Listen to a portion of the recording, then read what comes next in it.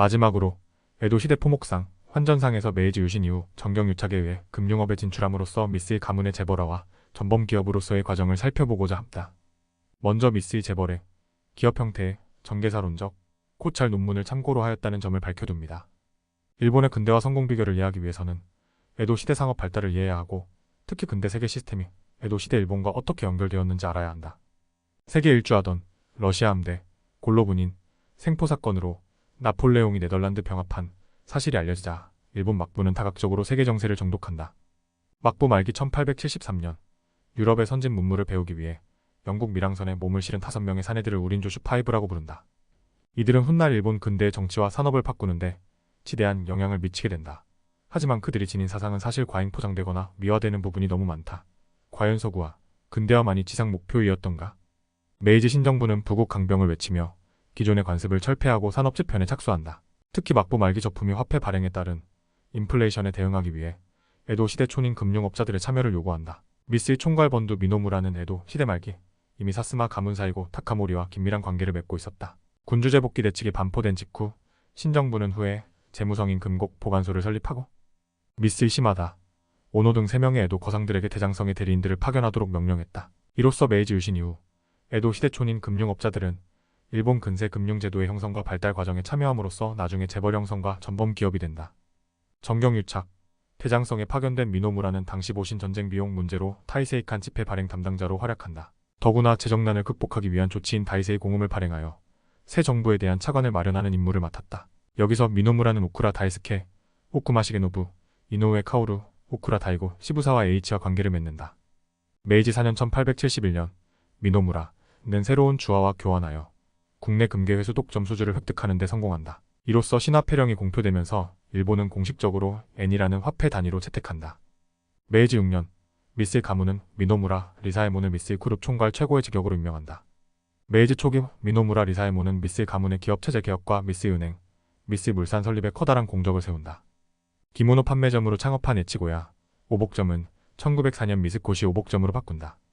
회사의 명칭을 미쓰이와 에치고야의 머리 글자를 합쳐 미쓰코시 오복점으로 바꾸었고 백화점으로 전환했다.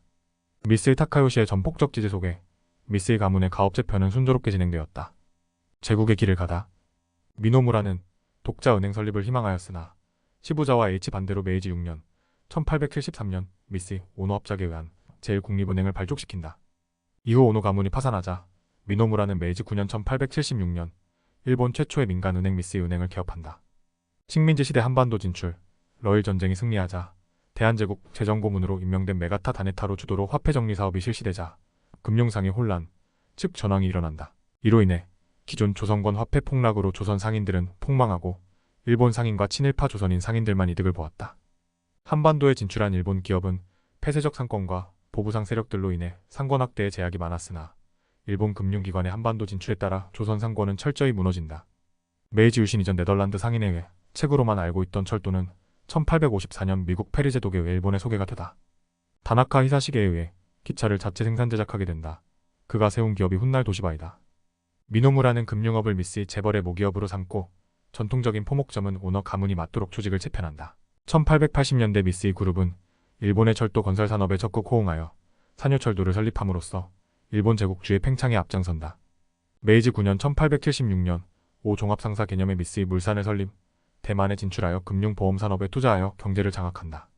이렇게 메이지 시대부터 쇼와 시대에 걸쳐 미쓰이 자이바스 대기초를 닦고 메이지 10년 1877년 미쓰이 은행 개회식에 참석하지 못한 채 1877년 위암으로 사망한다.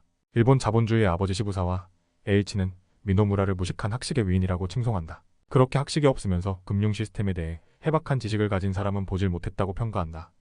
시부사 전기에 의하면 뱅크, 은행의 번역은 요코의 선의 첫 글자에 금을 더해 금선으로 하자는 시부사의 제안에 미노무라는 교환에는 은이 포함된다 하여 우리가 부르는 은행이 결정되었다 한다. 메이지 10년 2월에 미노무라 사망한 이후 미쓰이 가문은 경영 전면에 나서게 됨에 따라 전문 경영인의 지위가 약해지고 미쓰이 가문은 위기에 처한다. 메이지 26년 상법, 회사법 시행 이후 미쓰이 계열 회사의 조직 편혁. 미쓰이 가문은 지배하지만 부채의 책임은 지지 않는 합자회사제 형태로 전환된다.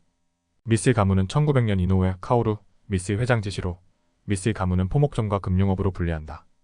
이에 미쓰이 가문은 미쓰이 하치로이를 당주로 계승하며 48년 동안 우에몬 하치로란 이름으로 미쓰이 가문을 대표한다. 1909년 지주회사인 미쓰이 한명회사를 설립해 미쓰이 재벌을 구축해 미쓰이은행, 미쓰이물산, 미쓰이광산 등의 형태를 갖춘다. 이후 광산업과 조선, 철강, 석유화학 등 중화학 분야에도 진출하면서 재벌 체제를 구축하고 폐쇄적 소유구조 및 유한 책임제를 실현다.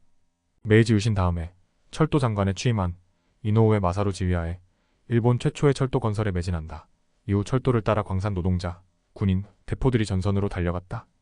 영국 에드몬드 모렐 에드먼드 머레를 철도 건설사장으로 착임하여 메이지 5년 1872년 9월 10일 신바시 요코하마 간 철도를 개통한다. 금융업을 기본으로 재편된 미쓰이 그룹은 제일 먼저 메이지 정부가 추진하는 철도 건설 사업에 참여하기 위해 산요철도를 설립한다. 전쟁 국가로 변모한 일본은 청일전쟁에서 승리하자 어마어마한 전쟁 보상금이 들어온다. 반전을 외치던 많은 일본 지식인들은 염치를 잃는다. 1918년 시베리아 출병에 따른 군량미 확보로 시중 쌀값의 폭등을 예상한 에도 거상들이 가격 담합을 하면서 쌀값이 폭등하자 민중들은 재벌들의 쌀 창고를 불지른다. 중일전쟁 특수로 일본인들은 국가적 자존감과 대동아 공영권으로 서구 제국 침략을 막는 자유국가임을 강조한다. 난징 대학살과 같은 전쟁 범죄는 과장되었고 위안부 문제는 도외시한다. 일본인에게 염치가 사라진 것이다. 1차 세계대전 승전국 지위를 확보하지만 이후 급작한 경제 침체, 1923년 대지진에 의한 경제 파탄으로 1927년 은행권 붕괴에 따른 쇼와 금융공황이 발생한다. 급작한 근본이제 도입으로 외환시장 붕괴, 수출 폭망, 실업자 250만 명, 농산물값 대폭락으로 농촌경제는 쑥대밭이 된다. 양잠 산업 폭망, 쌀값 60% 하락, 과일 76.8% 폭락으로 시골 처녀들은 위안부로 팔려나가는 실정이다. 이때 미쓰이 가문은 구원투수로 이노우에 카오루가 추천한 나카가미카와 히코지로를 영입한다. 미쓰이 가문은 정경유착이 고착화된다. 참고로 나중에 은 조선 총독이 된다. 나카가미카와 히코지로는 후쿠자와 유키치 조카로 영국 유학 후 이노우에 카오루 추천으로 산업성에 근무 중인 공무원 출신이었다. 이후 지지신포 산요철도 사장을 역임했다. 메이지 24년 나카가미카와 히코지로는 미쓰이 은행의 이사로 취임한다. 미쓰이 은행 이사로 취임한 나카가미카와 히코지로는 미쓰이 은행의 부실 채권 정리 및 기업 구조 조정을 통한 대대적 경영 개편에 나선다. 미쓰이 광산, 미쓰이 물산, 가네부치 방적 회장을 역임하며 미쓰이 가문 부흥의 선봉장이 되지만 결국 미쓰이 가문과의 갈등에서 패배하고 48세 나이로 유절한다. 소화 7년, 1932년 재개거두 암살 표적으로 미쓰이 본관, 혈맹단 암살 미수 사건으로 미쓰이 가문 당수는 한쪽 팔을 못쓰게 되자 1933년 은퇴한다. 세계대공황과 해금으로 인해 발생한 공황으로 딩시 일본국은 1차 세계대전 승전국으로 만성적 경기 팽창을 억제하고자 소극적으로 대처한다. 에도시대 약탈적 환전업과 포목상을 통한 상업자본을 근대화하면서 수백 년 전통을 자랑하던 일본 기업들은 애국심을 외치지만 평참 지원 기업으로 변모한다. 미쓰이 그룹도 중일전쟁 당시 군용 물자를 공급해 침략전쟁을 지원하고 1908년 미케탄광에 3만 명 이상의 한국인을 강제 동원했다. 부산 범일동 대지 8만 평 위에 세워진 조선방직 노동자 급여는 30전으로 일본 방직 공장 노동자의 110 수준 저임금으로 장시간 노동은 물론 민족 차별과 성불평등, 열악한 노동환경 때문에 식민지 시대 조박 노동자들이 대규모 파업투쟁은 6차례나 발생하였다. 식민지 시대 미쓰이 그룹은 조선 총독부로부터 홍삼 독점 판매권을 받아 정관장이라는 상표권으로 해외 수출에 나선다. 1930년 조선의 젊은이들은 민족 해방에 대한 고민과 별개로 중일전쟁 특수로 인한 경제 화랑으로 자본주의 혜택에 취한다. 미쓰이 계열 사포로 맥주 영등포 공장이 설립되는데 결국 소비재에 특화된 제국주의적 착취기업이었다. 해방 이후 일본인이 남긴 적산기업으로 지정되자 친일파 민덕기가 인수해 크라운 맥주로 변경한다. 하지만 1931년 경제 대공황이 발생 경기 침체가 되자 모던걸, 모던보이는 국가제일주의 신사참배, 황국신민화의 선구자로 변절한다. 국채 보존과 천황제 유지를 마지막 저항선으로 1억 옥새 항전을 외쳤지만 소련의 대일 참전을 계기로 일본 제국은 무조건 항복을 선언한다. 패전 후 미쓰이 그룹도 연합국 최고사령부 GHQ의 재벌해체 방침에 의해 1946년 해산한다. 1673년부터 이어져 온 미쓰이 가문의 역사가 막을 내린 것이다. 패전 후 재벌 해체는 약탈적 자본주의를 벌일 수 있는 전환기였지만 한국 전쟁을 특수로 일본 경제의 화랑은 베트남 전쟁 등으로 이어진다. 1950년 게츠 요카이워 료헤라는 미쓰이 그룹 계열사 친목회가 만들어지면서 미쓰이 그룹은 부활한다. 한국 전쟁을 통해 다시금 전쟁 특수에 일본 경제의 화랑은 베트남 전쟁 등으로 이어지면서 일본인 특유의 염치가 사라진다. 만주군 출신 박정희 쿠데타 이후 친일 매판가 박흥식을 한일 국교 정상화 밀사로 파견한다. 이후 경달련은 조직적으로 친일 매판 자본가 양성이 진력한다. 이병철은 일본 경달련을 모방해 한국 정경련을 조직해 정경유착과 전범기업 옹호, 식민지 시대 일본 기업들의 노동자 탄압을 답습한다. 심지어 삼성은 정경련을 통해 세월호 유가족 단식 농성장에 피자 파티 지원금을 제공한다. 본래 종합상사는 일본에도 시대 유래한 비즈니스 모델로 우리나라 보부상의 사발통문 네트워크, 유통과 정보 조직과 유사하다. 특히 일본의 종합상사는 19세기 말 일본 내 대자본이 대외 창구로 세운 것으로 많은 계열사의 원료를 조달하고 상품을 팔기 위한 거대 네트워크를 형성하였다. 일본의 종합상사들은 내각정보조사실 정보기관과 협조해서 국익에 필요한 정보들을 공유하기도 한다. 오일 쇼크 당시 정보 수집 관리와 말썽 없는 산업 스파이 조직으로 진가를 발휘하였다. 세지마 류조는 관동군 출신으로 일본 종합상사의 정보관리 기능을 중시하여 정보인간이라는 평을 듣던 사람이다. 75년 초 종합상사 1호로 거듭난 삼성물산은 세지마 류조, 이토추 상사 정보관리 기능을 직수입한 회사다. 이병철 회장은 세지마를 80년 신군부에 소개하기도 했고, 세지마는 1987년 이병철 회장 연결식에서 해외 우인 대표로 조사를 할 정도로 두 사람의 관계는 특별했다. 한강의 신화 본질은 식민지 근대화론 그리고 친일 매판 자본가 육성.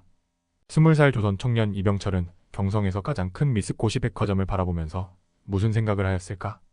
중일전쟁 특수로 휘황찬란한 미쓰코시 백화점은 젊은 청년 눈에는 신세계였다. 신세계 백화점은 개점기념일을 10월 24일로 하고 있다. 이날은 1930년에 세워진 미쓰코시 백화점 경성점의 개점일이다. 미쓰의 가문은 항상 새로운 사업을 할 때 미쓰라는 한자를 이름에 넣었다 한다. 이병철 회장은 미쓰이 타카토시의 성공 신화에 영감을 얻어서 미쓰이와 가치석 3자를 넣어서 삼성그룹이라는 이름을 지었다는 일화가 전해진다. 부끄러움을 모른다. 태평로에 있는 삼성본관 건물도 일본 미쓰이 물산 본산 건물을 그대로 본떠서 설계하였다고 한다. 삼성은 일본 미쓰이 재벌그룹을 벤치마킹하여 해방 이후 제일 먼저 금융기관을 통해 소수지분으로 적산기업을 헐값으로 인수하여 재벌체제를 구축한다.